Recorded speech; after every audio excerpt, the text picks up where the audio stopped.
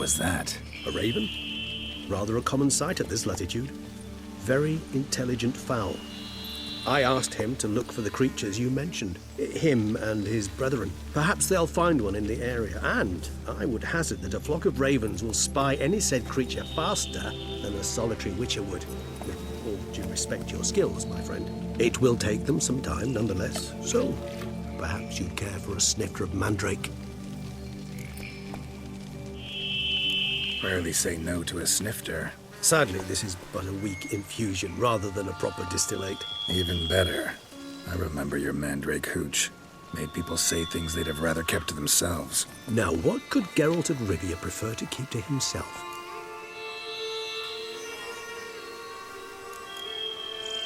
Everyone's got some secret. I agree wholeheartedly.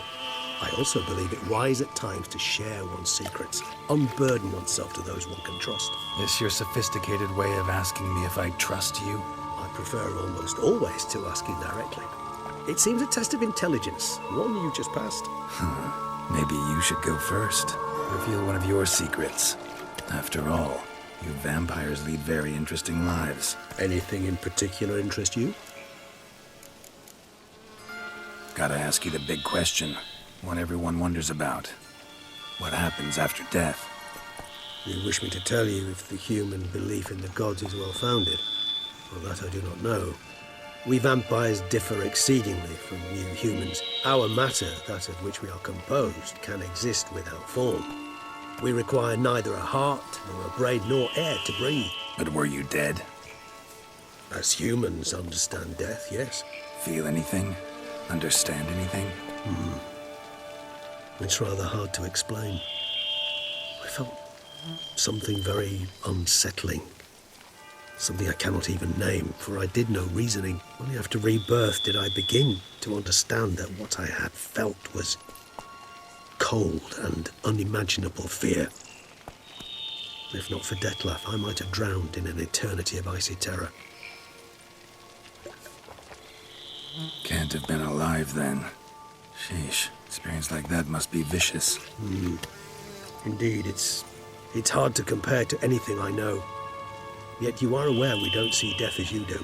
The way you cling to life, we find it entirely peculiar. You are mortals, ergo it's a foregone conclusion. You will die. It's but a question of time. Thus, I often find myself wondering why you try so very hard. To die at 20 years, 40, even 100, what's the difference? They're all but the blink of an eye. Depends on your point of view. Man who's got 1,000,000 crowns to spend can't possibly understand one who's only got 20. Very true. One's outlook can indeed change much. Got a new life, new body. That give you a new start, blank slate? Starting all anew is a very broad concept. What exactly do you mean? Your blood addiction, say. Wondering if your body's the same, if it still remembers. Maybe if you drank now, you wouldn't get hooked. All addictions are a form of slavery. Re-addiction's not a risk I'm willing to take, just to test a hypothesis about corporeal regeneration and whether propensities carry over. Fair enough. Curiosity, that's all. Sorry. Not to worry, Geralt. Curiosity is a natural reaction under the circumstances, apart from which I've always valued that trait in you. Curious what you did after you were reborn. As I'm sure you can surmise, at first I was thoroughly absorbed with recovering. As it is, I've still not recovered completely. Yet I was so weak the first year that I could not stand or move on my own. Dettlaff bore my weakness bravely, showed great patience. If not for him, I wouldn't be here, and I'd have regenerated far slower. Once I could at last stand unassisted, I set off for Bruges, from my one-time home of Dillingen.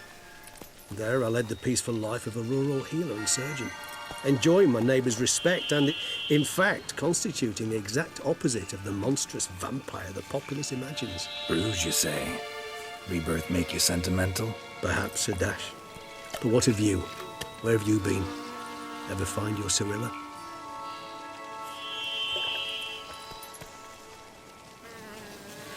Back then, yeah.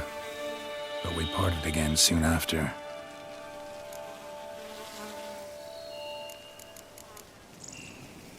always fascinated me the way vampires can regenerate. A hand growing back is one thing, but Detloff recreating you out of a wet smear? Something else entirely. A difficult and laborious process, but one that's possible, as my presence proves. But I've heard you too had quite the adventure. They say you lost your memory.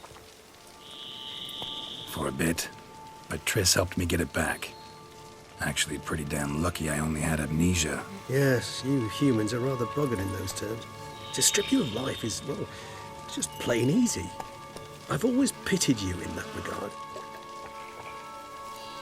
We vampires are much harder nuts to crack. If a member of another race kills one of us, we can be reborn with a living higher vampire's help. However, if one of our own strikes the deadly blow, death is permanent. There can be no rebirth. One of the chief reasons why vampires long ago swore never to fight one another. All right, give you one question. What do you want to know? One question to ask one as fascinating as you, Geralt. Cruel parsimony, I'd say, but I shall do my best to make it count. If you were to die and be reborn as I was, in your new life, would you choose to be a Witcher?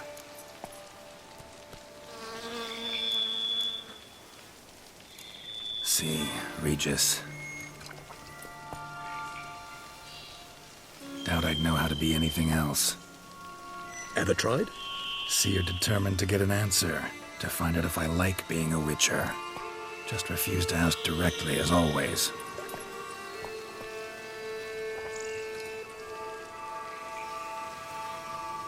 I like being on the path. I like picking up a lead, a trail. I like the tension right before a fight. And nothing gets my adrenaline flowing like battling a beast. Even gotten used to people treating me like a freak, an outcast. Yeah, not something I think about much, but I like being a Witcher. Thank you for being honest. Honesty is an attribute of the truly brave, and thus a privilege of the very few. Still no sign of your winged friend. Sure it understood what you wanted? Dead certain. Let's wait a bit longer. It'll return soon, don't doubt that for a moment.